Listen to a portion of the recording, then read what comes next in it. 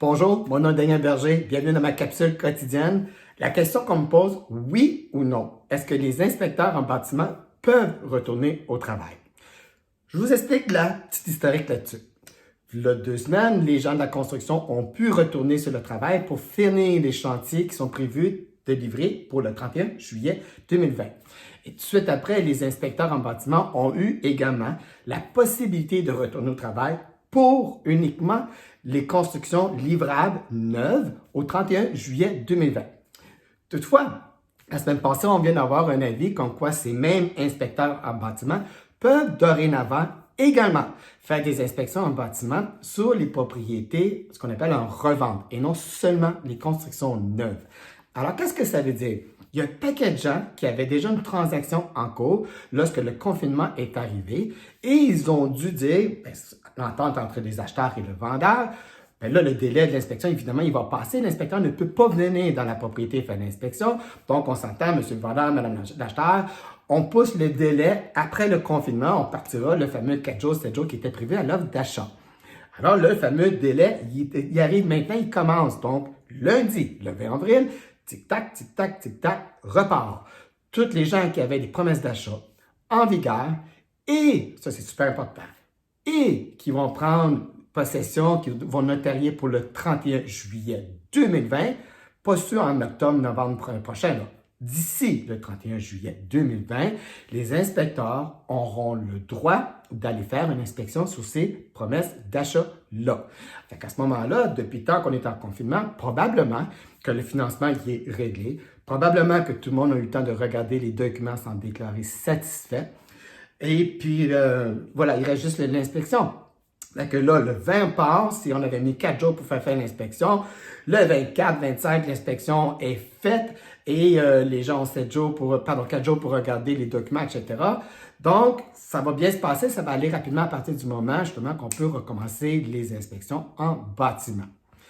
La suite logique des choses serait bien entendu que les courtiers immobiliers deviennent sur la liste des services essentiels. Ici, là, ne m'interprétez pas mal.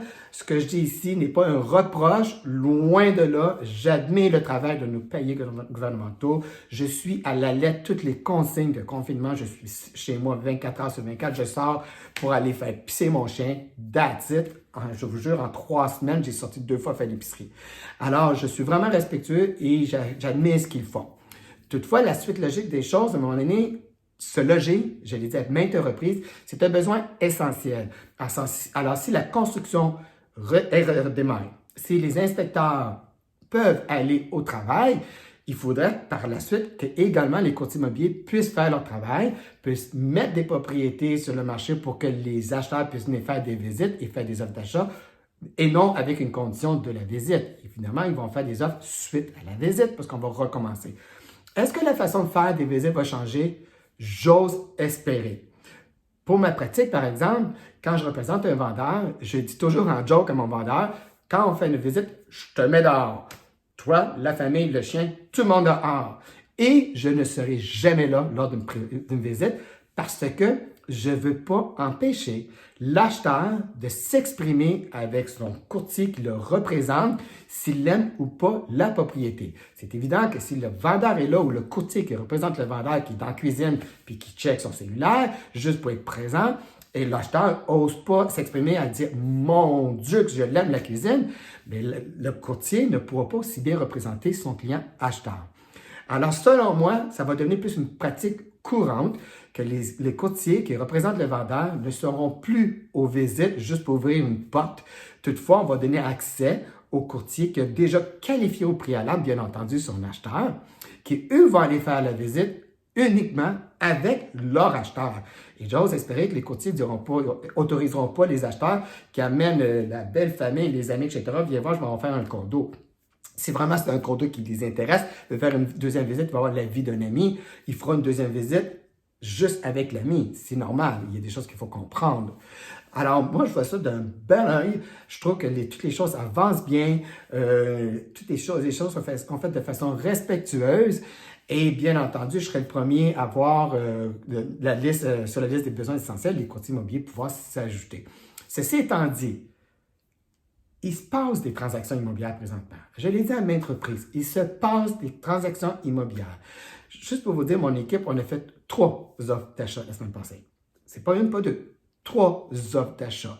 Et dans les 3 cas, ben, finalement, on a fait 4 parce que nous, on a représenté les deux côtés. Fait qu'on a reçu comme ces 4 transactions, une qui était double. Donc, une pour le vendeur, puis 3 acheteurs.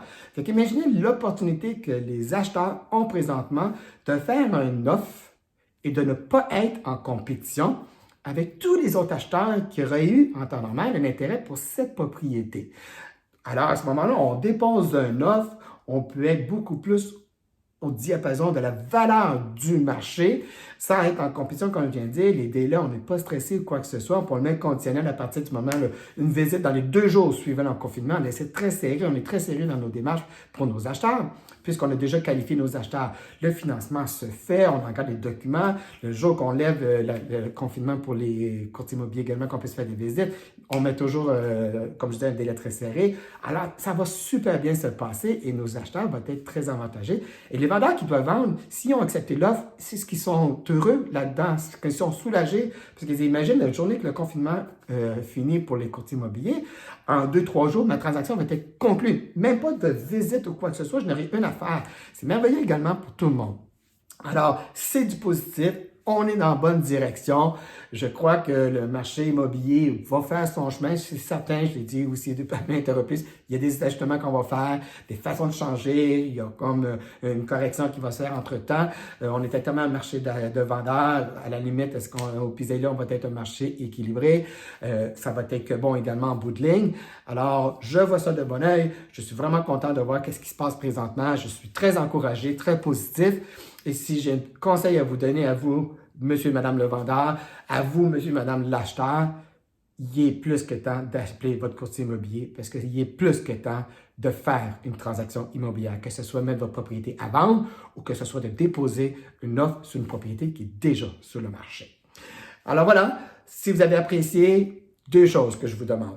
Le fameux petit pouce là, par en haut, cliquez dessus, hein? Ce serait même pas là, le temps j'explique, c'est déjà fait. Là. Et l'autre chose, le fameux carré rouge, vous abonnez.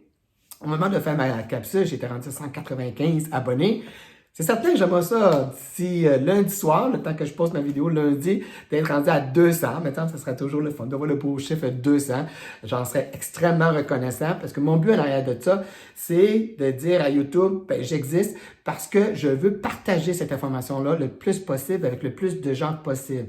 Alors, vous avez aimé, vous faites like, vous vous abonnez et pourquoi pas partager puis donnez-moi vos commentaires. Donnez-moi des suggestions de sujets que vous avez aimés. Vous êtes d'accord, vous n'êtes pas d'accord avec ce que je dis? Vous n'aimez pas ma coupe de cheveux? C'est pas grave, ça va pousser. Donnez-moi vos commentaires, ils sont toujours les bienvenus. Sur ça, je vous souhaite une excellente journée et merci d'avoir été là.